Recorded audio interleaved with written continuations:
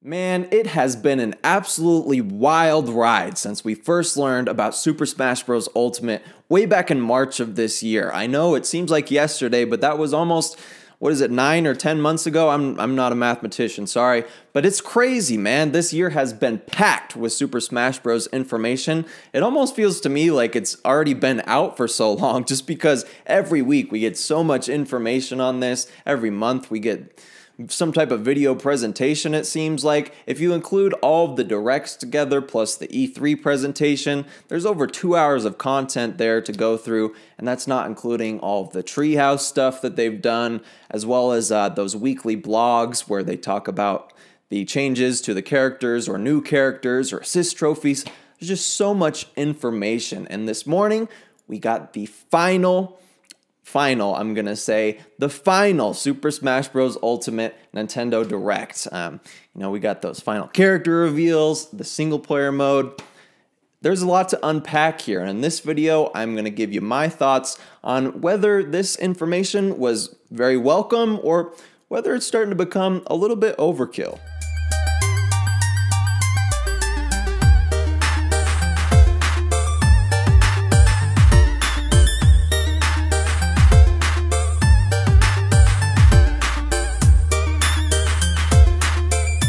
First off, I'm just going to go through all of the information revealed here chronologically and kind of give you my emotional roller coaster through the whole presentation, and then kind of collect my thoughts at the end and give a big final review towards the end of the video. So the first thing that we see when this direct starts up is, of course, Masahiro Sakurai. Who could have called that? I know, big surprise. And he informs us that this is indeed going to be the final Super Smash Bros. Ultimate Nintendo Direct. I was a little skeptical about that at first, just because I've always thought they might do one like a week or two before the game comes out. Maybe do the final character reveal then, just to build the hype up one last time before it comes out. But I do believe him when he says that this is going to be the final one. There has been speculation that Reggie Fils-Aimé, Nintendo of America president, might reveal something at the Game Awards this year. That is literally the day before Super Smash Bros. Comes out on December 6th. I still think maybe he could reveal a new character then, but I don't know. With the whole, well, I won't spoil anything, but just with everything that was revealed at this Direct, I doubt that they have anything that would be worth revealing at a big award show like that. But so yeah, this is the final Smash Direct, and then he tells us straight off the bat, here's the final 2 characters in the roster. I'm nitpicking here, but these presentations have been so spot on with like just hyping people up. Usually, see, I'm going to nitpick here. Usually they don't even tell us that they're about to reveal some characters. They tell us some information, or the direct comes on and it goes into a trailer and we're like, what's this? Is it a new character? Oh my God. And we don't know. And then the character comes on. It was still a pretty good reveal, but I think it kind of, I was like, oh, here's the new characters. We know it's coming. But anyways, we see the fighting rink, Little Max fighting someone. It's Ken. I'm not the biggest Street Fighter fan, so I wasn't super excited, but I think it's very necessary for Ken to be in this game. Street Fighter is obviously maybe the greatest fighting game of all time. I think that Mortal Kombat and Super Smash Bros. Are probably the most popular fighting games that everyone knows of all time, so I think it's pretty suiting that he's in there. And of course, he was kind of the original Echo fighter. They kind of said that in the video. In Street Fighter, Ken and Ryu have very similar play styles, so it's pretty suiting that he is in this game. Then, of course, right after Ken makes quick work of Little Mac, we see some glowing eyes coming from the side of the stage. I didn't know who it was at first. I should have guessed, but we had to get that Pokemon. That there's going to be a Pokemon. We knew it because every Super Smash Bros. Games, there's always a new Pokemon. I was kind of hoping for Decidueye. I really like Decidueye's design. He's just one of the coolest designed Pokemon in recent years, in my opinion, with the whole bow built into his wing. I just love Decidueye's design, but he's already in Pokken. I also love Incineroar. And Incineroar was actually my start. Litten was my starter in Pokemon Sun.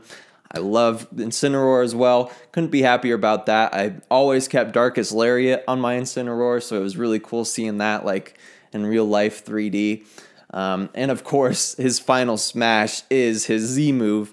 It's called like Max. I'm spacing on the name, but it's great. The somersault something. It's gonna be great. It's epic. Totally plays into the Super Smash Bros. Theme. I think Incineroar really deserved to be a fighting game character.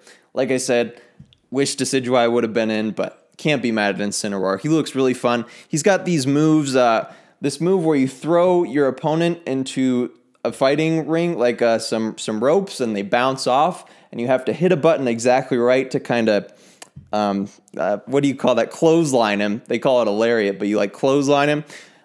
Or if you hit it too early, then you kind of flip him over. But if you don't hit it on time at all, then they just run into you and knock you down. Thought that looked like a super cool move. All of his moves are based on like wrestling moves. I'm really excited to try Incineroar. After the character reveals, we got to take a look at all of the new Amiibo, and we saw some new Amiibo that we'd never seen before. Of course, Ken is now getting an Amiibo. Looks pretty cool. Pichu's getting an Amiibo. I think we've seen the Ice Climber and King K. Rool ones, but we saw the Young Link Amiibo as well, a Daisy Amiibo, the Isabelle Amiibo. You guys know I love Amiibos, but my concern is this is just going to be so expensive. All of those Amiibos together is like over $200, I'm sure. But still very excited for those. And then after the Amiibos, we got the main course, the big chunk of what this presentation was about, and that is spirits. I'm not going to call this a mode because it's not necessarily a mode like we all thought. First of all, it was actually spirits. I never thought that it would actually be spirits. You know, we had the decoders who kind of unblurred the image in the last Nintendo Direct and found out that it was called spirits. I never believed it, but it's true. But like I said, it's not really a mode. There's several modes within this feature, but what it is basically is there's these different characters that you can equip to your fighter. The characters are more like items. It's almost like Subspace Emissary where you can equip items that will augment your normal abilities. You can have higher jumps, or you can, say, equip a character that will give you a Fire Flower. They had the example of Vulpix. If you would equip a Vulpix to your fighter, then you can take out a Fire Flower once per battle. Or they had one of the healers from Fire Emblem, and they can heal you once per battle if you have that spirit equipped. So it's kind of like these RPG items that you can equip to your fighters and then use them in all these different modes. The main mode being the new story mode, which I'll talk about a little later. All of these RPG elements sound super cool to me. Like I said, it's pretty similar to Subspace Emissary with a lot more variety. And I always say on this channel that good characters make great games. So attaching the character names and faces to the items was a great idea, and it just allows them to have more characters from games that couldn't be fighters but should be in the game anyways. It's kind of the new version of trophies and making the trophies worth something and something that you care about. There are also quite a few other factors that go into these spirits that make them more than items that you can equip to your fighter and actual characters that you can level up. Actually, they gain XP if you use them. You can also send them out on missions. This is something that a lot of MMOs use. This is something that a lot of big open world games use. For example, Assassin's Creed had a system like this where you can collect the spirits and then say you're not going to play the game for 10 hours. Well, you can make a team of 4 of your spirits and send them out on an expedition is what the game calls them. And they'll go on an adventure while you're at work, and they'll bring back something cool, maybe another spirit, maybe some gold. There's a whole bunch of things. I think it's really cool. It kind of adds another layer to Super Smash Bros. That you wouldn't have really imagined otherwise. And as I said, you can level these up. I'm pretty sure you can get multiple of the same spirit because you can also trade them in and get these things called spirit cores. Then when you have 3 spirit cores, you can combine them and you make another spirit. The spirit system is absolutely insane, and I'm really happy because I think it plays more to the casual audience.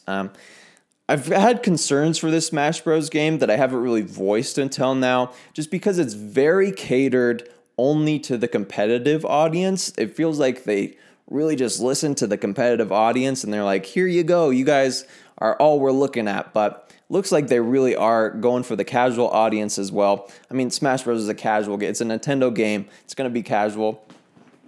But I think this mode is really good for the people who just want to play by themselves and not online at all. It can still be a great game even if you don't have Nintendo Switch Online, which is another big important factor, I think.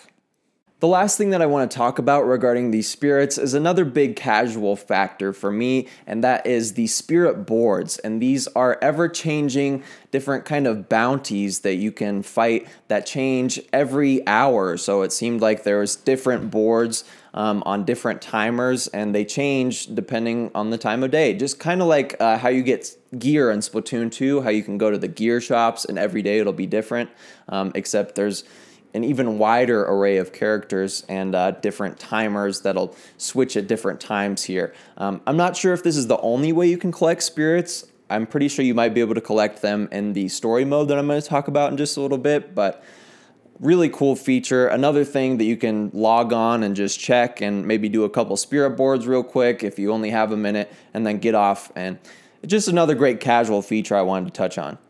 Then, in very stark contrast to the whole spirit mode, they went into a whole bunch of competitive features that they're adding in. They talked about the new ranking system. It's called Global Smash Power, I want to say. It reminds me a lot of what they originally did with the Mario Tennis Aces ranking system, which actually didn't work out and they had to change. I'm a little worried about it, to be honest, because it's basically based on how much you play. Of course, you're going to get more points if you get more wins, but you're just going to compile points, and there's not really a rating. You just compile the points, and the more games that you've played, the higher the number you get. It sounds a lot like Mario Tennis Aces system, and in Mario Tennis Aces, we ran into this problem where the best players weren't necessarily at the top just because they didn't play as much, but the players who got to play, for 8 hours a day for a week straight were at the top, even though their win-to-loss ratio wasn't as great as the top players. Just because they played so much, they got to the top of the ranking boards. I'm not sure if we'll have that same problem here. It kind of sounds like we will, though. Not 100% sure, but just something to think about. They also talked about the preferred regional matchmaking, which is a big thing, with Smash Bros. And fighting games in general. Lag is a huge issue, and if there is someone in your region, the matchmaking system is going to try to match you with someone as close as possible to you. It's a great feature. I don't know how it works, but it's a great feature. They also announced that they're getting rid of For Glory and For Fun, and now it's kind of just one mode, and you can change all of your settings, and you have the preferred settings, and it'll try to match you with someone with the same settings. So many options here. And of course, lastly, there is the Elite Fighting mode, which is sort of the ranked mode. You can only access this once your global smash power is high enough. The coolest thing about the Elite mode, I think, is that they'll be taking all of the data from the Elite mode's fights, and that's, of course, where the highest echelon, however you say that word, I don't know, I'm not a mathematician, I'm not a vocabularyist. Don't judge me, okay? But anyways, they're going to be taking all the data from the elite players and making balance changes based on that data alone. So I think that elite system is going to really allow them to keep the meta super balanced. Very happy about that. I can't move on without talking a little bit about the battle arena system as well. Oh my goodness, this was honestly one of the highlights of the presentation for me, especially as a live streamer. I'm going to be live streaming this game, of course, and this new friend lobby system, the Battle Arena, just looks so smooth and amazing. It kind of reminds me of the ARMS lobby system where everyone's kind of a circle floating around, except you can actually place those circles on different places on the map depending on where you want them to be. For example, there's the spectators bleachers. So you place everyone who's going to be spectating on the bleachers. Then there's the actual fighting arena, and the people who circles in there are going to be fighting. Then there's like the batters up place. I don't know what that term is in baseball, but where the people wait who are going to be next in line. There's a place for that too. That it's just like butter on my eyes, just pouring down hot, sweet butter. I love. I'm so excited to stream Super Smash Bros. After that. Looks great. Following that huge competitive section, they then began to reveal the remaining assist trophies that we didn't know about. And all I can say about this is RIP to all of the characters that I really wanted to play as in Super Smash Bros. Ultimate. I'm looking at you, Shadow the Hedgehog. I'm looking at you, Isaac. I didn't know that I wanted to play as Tiki, but I'm looking at you, Tiki, although you do look like a really cool Sis trophy. And most of all, I'm looking directly at you and your little circly eyes, Spring Man. I love ARMS so much. ARMS has been one of the biggest games on my channel, and I almost cried when I saw Spring Man as an assist trophy. That being said, it is pretty exciting. I love the sound bits. He says, Spring Man! And then when he rushed, he said, boing! I loved it, but I hated it at the same time. RIP to all those characters. Maybe next game, maybe next game.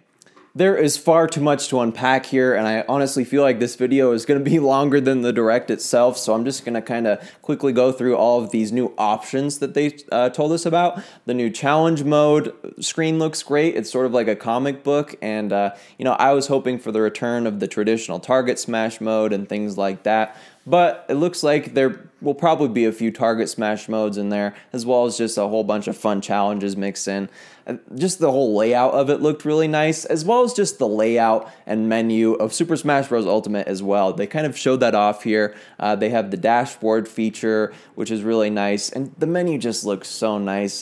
They still have the games and more option, which is still the stupidest thing in the world, but it's a lot better looking than Smash 4 in my opinion. Super excited for just looking at the menu and navigating through it. I'm probably going to spend hours just navigating through the menu when I first pick up the game on December 7th. After all that options news that we got with all the languages and all of the crazy different settings we can choose from, they decided to give us another big slap in the face, especially me, with new Mii Fighter costumes. First of all, I guess the Yiga clan from Breath of the Wild, the Yiga clan with the mask and the Sheik eye on it, those Mii Fighter costumes look awesome. That might make me play a Mii Fighter once or twice just because of those costumes. Then after that, we got a Ribbon Girl costume. If you don't know, that is my main character who I play as in ARMS. Kind of a slap in the face there, but at least we're getting some ARMS representation. They also confirmed that Rex is only going to be a Mii Fighter costume because Xenoblade Chronicles 2 was put out after the development started for Super Smash Bros. Ultimate. The funny thing about that Rex one in particular, though, is they actually explained that. Like, we would have put him in the game, trust us, but it just came out a little too late. Has me thinking that he might be a DLC fighter. And speaking of DLC fighters, they did confirm that 5 new DLC characters would be coming out in Smash Ultimate within the next year. February 2020 is the date that they plan to have all of the DLC out. It's going to be about the same price as the previous Smash game, about $5.99, and you'll get the character, a stage based around that character, as well as some music soundtracks related to that character, of course. Super exciting, man. It's just going to make next year so great. More character reveals. Those just make me all warm and fuzzy inside. Even when I have to wake up at 8 a.m., still love those character reveals. Super excited for those. And they weren't even done with the character reveals in this presentation. Like I said, I think this presentation really kind of fell short with the character reveal trailers, but like I said, I'm kind of nitpicking because it is still really exciting. Piranha Plant is going to be a playable fighter in Super Smash Bros. Ultimate. You know, I was kind of expecting a new Super Mario Bros. Character because just like Pokemon, and every Smash, every iteration of Smash, they've had a new Super Mario series character. You know, we got Bowser Jr., all the Koopalings last time. This time, Piranha Plant, oh my goodness. He's in a pot. We thought he might be an assist trophy when I first saw him. We were like, what are we looking at here? But nope, then he dodges Mario's attack and then smacks him off the stage. So funny. I was laughing really hard in my live reaction. It's a lot of fun watching that. But that's crazy. Who would have expected Piranha Plant? Looks like he's super technical and super different from everyone else I've ever seen. He's got a super long range attack. I don't even know what to say about that. The one catch for Piranha Plant is that he won't be shipped in the base game. He's not going to be paid DLC. Well, he might be paid DLC, but if you do pre-order the game, or if you get the physical edition of the game and enter in the code for your gold points on your Nintendo account, you'll get the Piranha Plant character for free. They kind of said that he would only be free for a limited time, so I don't know if you'll have to pay for him after a certain amount of months, but for now, I mean, for us who are going to be getting the game day one, it's another character. It's crazy, crazy stuff. That's 75 characters in this game, and Piranha Plant's one of them. Who would have thought? Crazy stuff, guys. And lastly, the final announcement that Mr. Sakurai had for us was the new story mode. And this was a little confusing at first because I at first assumed that Spirits was just kind of taking the place of the new story mode and didn't necessarily have a story or kind of a railed storyline that you follow. But there is actually a new story mode, and it was even more confusing when he said that it's not going to be anything like Subspace Emissary, because in my opinion, it sounds a lot like Subspace Emissary, kind of. So first of all, there's this big cinematic trailer that he showed, and it shows all of the Smash characters. They're looking at this big thing in the sky. Then that big thing in the sky brings these tendrils down and starts killing everyone. Everyone dies, okay? Spoiler alert, everyone dies, except for Kirby. Kirby flies away. He's air riding real fast on one of his shooting stars, and he teleports to this different realm where all of his friends have been taken. All his friends are dead. He was really pushed to the edge, but he survived. He survived, and I think that was perfect because, I mean, if you know Sakurai's history, you know that he worked on the first Kirby game. Maybe he didn't work on the first Kirby game, but you know, HAL has been the developers of Smash and Kirby. So I thought it was great that Kirby was the one who survived. I know that Sakurai is one of his favorite characters at the least. Anyway, so this story mode, you start as Kirby and all of your friends are possessed. They've been turned into toys and now they're possessed with some evil spirit, and you've got to go save all of them. And there's this overworld that you travel around. It almost looks like the Smash 4 iteration of classic mode, except it's an actual overworld with painted environments. There were several different environments. Looks like it was based on games. Looks great. I assume that this is the way that you unlock all of the characters initially, because you start out and you just fight with the different characters, but it showed as they progressed on, you were doing fights against the different spirits. So the spirits feature does find its way into here. I'm not sure if you'll unlock that spirit once you beat it in the story mode, which is called World of Light, but super excited, man. There's a lot of different features in this story mode. I don't know why he said it's not like Subspace Emissary. I'm sure that there's not going to be like cutscenes in between each battle like there was in Subspace Emissary, but it's doing the same thing where it's trying to make this overarching story where you have to play with all of them together. I think it looks great. Once again, this game isn't just going to be for that competitive audience that it's built since Melee, but also a great game if you don't even have Nintendo Switch Online. Overall, I am absolutely ecstatic to try Super Smash Bros. Ultimate. I'm sure that I'll be sinking hundreds, I'm not sure how many hundreds of hours, but at least over 100 hours into Super Smash Bros. Ultimate. I am so hyped, and I honestly have been since it was revealed in March. And that kind of brings me to my one qualm with this whole rollout of Super Smash Bros. Ultimate. I feel like there's been too much information. Going into this presentation, I was excited and I knew we were going to get character reveals. I knew we were probably going to know what the single player mode was after the direct happened.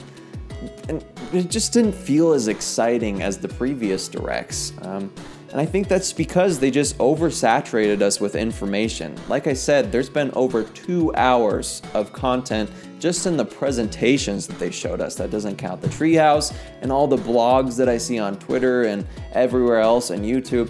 There's just so much Super Smash Bros. Ultimate information. And I know that's kind of the meta of game rollouts in general in 2018, and really just rolling out any product in 2018.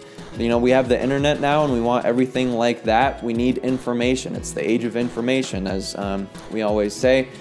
So I understand it, but Imagine if we didn't know about spirits and then Super Smash Bros. Dropped and we just see this new spirits mode and we had no idea and we just hop into it and we're like, oh, every little thing we're like, oh my god, spirits, oh, it's the greatest thing.